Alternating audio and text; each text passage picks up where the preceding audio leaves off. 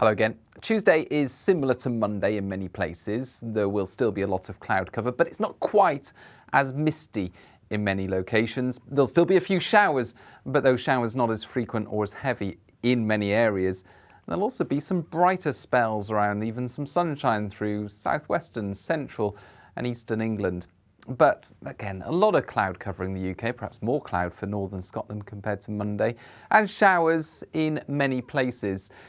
Drying up in the southwest, but further showers to come for Wales, central and southeast England. Here they'll be on the heavy side, I think, especially near the coast. And showers along the spells of damp weather for northwest England and western Scotland. Northern Ireland, drier, but again, a lot of cloud cover here. The best of any sunshine, northern Scotland, parts of central and eastern England. And it's a mild day yet again. 15, 16, perhaps even 17 Celsius, somewhere around the southeast or east of England. Overnight, increasingly clear spells for a time for central and eastern areas under those clear skies and with light winds. Some fog will form, particularly around East Anglia and the southeast, perhaps Lincolnshire, South Yorkshire. But further west, well, it's all changed. Thicker cloud rolls in, some heavy and persistent rain sets in across western Scotland and Northern Ireland, and the winds pick up, gales for exposed coasts of the far northwest of Scotland by the end of the night.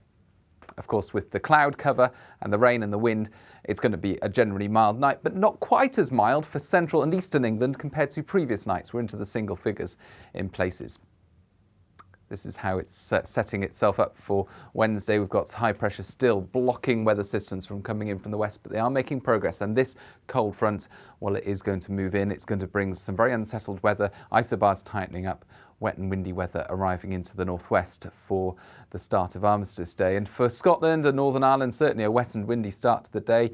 Heaviest rain across western Scotland, and it will be persistent through much of the day as well. Gales around the coasts of western Scotland and then later Irish Sea coasts.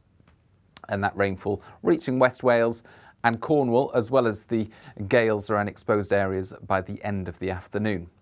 Further east, cloudy, yeah, and also some fairly dense mist and fog patches at first across East Anglia and the southeast, but they lift as the winds pick up. They'll lift into low cloud, I think, in places. So for most places it's grey, but for large parts of northern Scotland, much of England and Wales, it's a dry day before this rain arrives later.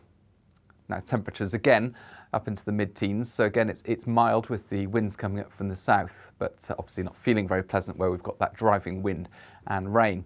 And the rain's still persistent there across western Scotland and for a large part of western Scotland into the Cairngorms, 50 mils widely, 80 mils in parts of Dumfries and Galloway.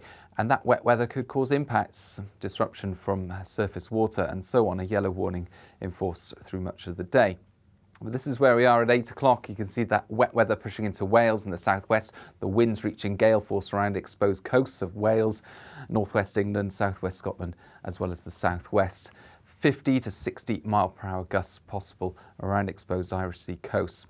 But eastern England staying dry at least until after dark. Follow us on social media. We'll keep you updated with the weather over the next few days. Bye-bye.